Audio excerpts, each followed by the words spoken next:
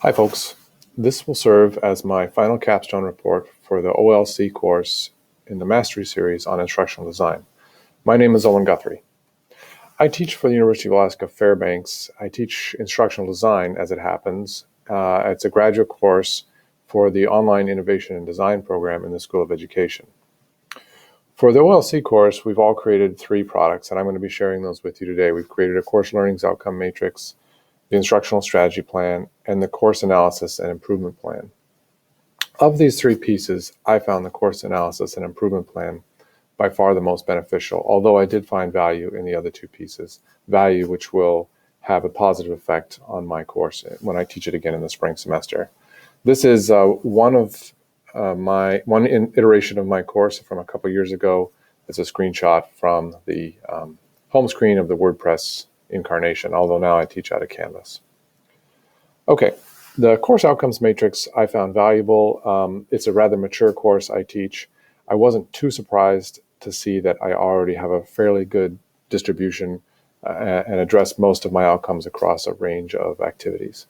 I did find the activity valuable. It's an activity that I may have my students follow or iterate on because of the value I found in it. But I want to jump to the instructional strategy plan.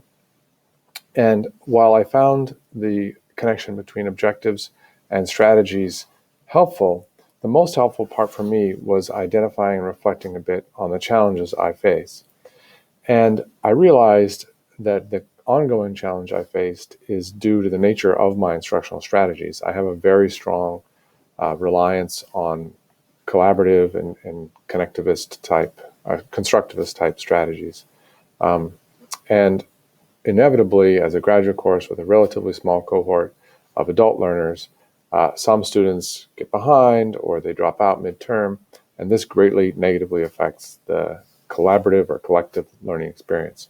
So I've been doing some thinking as to how to address those, and those came out in the last piece, which I'm going to spend some time talking about, which is the course analysis and improvement plan.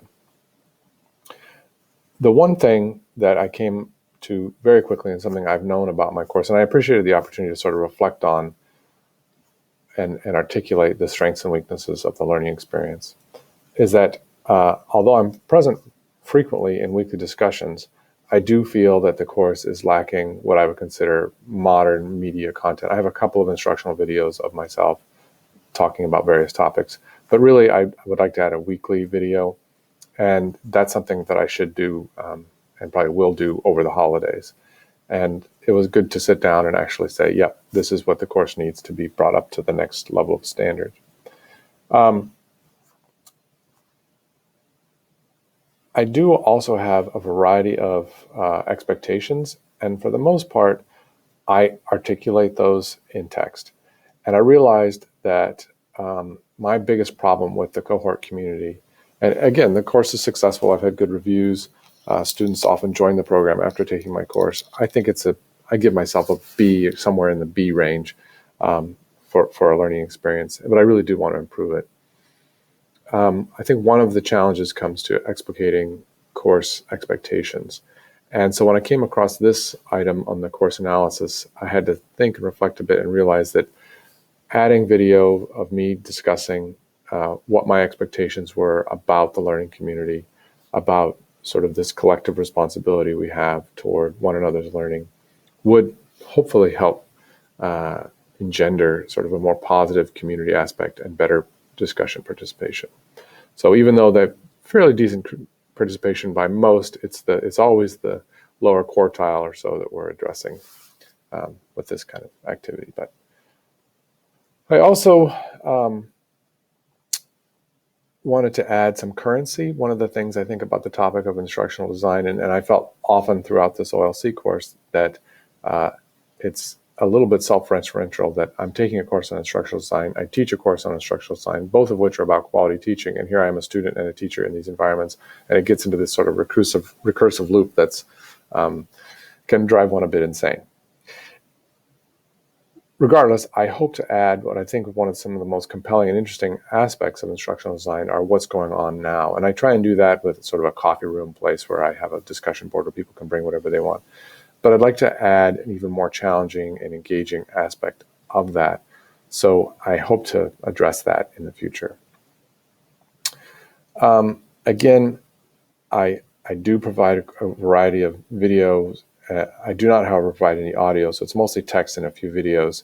And as I said here, I hope to create those over the holidays. And this is another point in which I sort of had to be self-critical on. My videos are not fully accessible. Some of them are subtitled, especially ones from other instructors. And a few I've added scripts and subtitles to, but a few of my own I have not. And I really, I can't carry on that way in good conscience. I sort of let myself off a little bit thinking, well, at graduate level instructional design, you find fairly few students who are significantly disabled because you're creating learning experiences, and it just calls upon a lot of different capacities. But the reality is that's not a good excuse, and I need to have my materials fully accessible.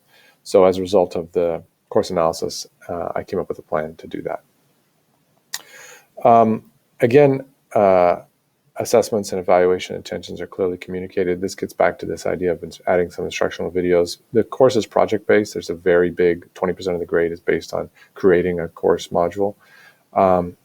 And every year I get sort of a variety of products, and I often show the best products as examples.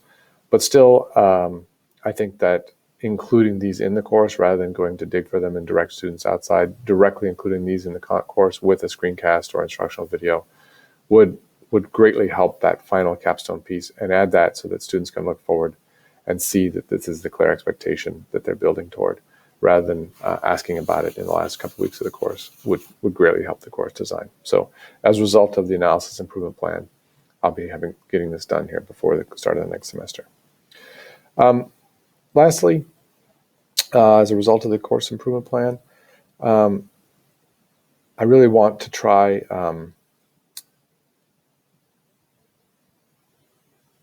to have students work on some practical application issues within instructional design. It's very easy to talk in the theoretical, and I do have them create their own module unit, and of course that's often very practical, but there's such a diversity of practical challenges out there within instructional design that I felt that that would be one way to really supplement the course. So sort of as a pilot program, that I'm not really sure this is sort of a high risk of failure activity. I want to bring in some sort of practical word problems, if you will, for instructional design, and have students chew on those a bit. Some of the challenges we face, as we all know, are very significant, especially as we work outside of our own field and areas of comfort. So this is an area that I really appreciated this question in the course analysis questionnaire, and as part of my improvement plan, I hope to address this, and it's one of the more exciting aspects of my course for the spring semester.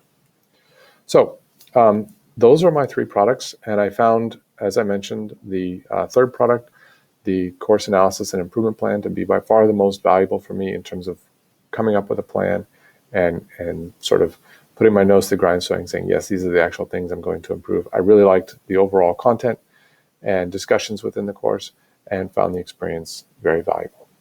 So thank you very much, and best wishes to all, and goodbye.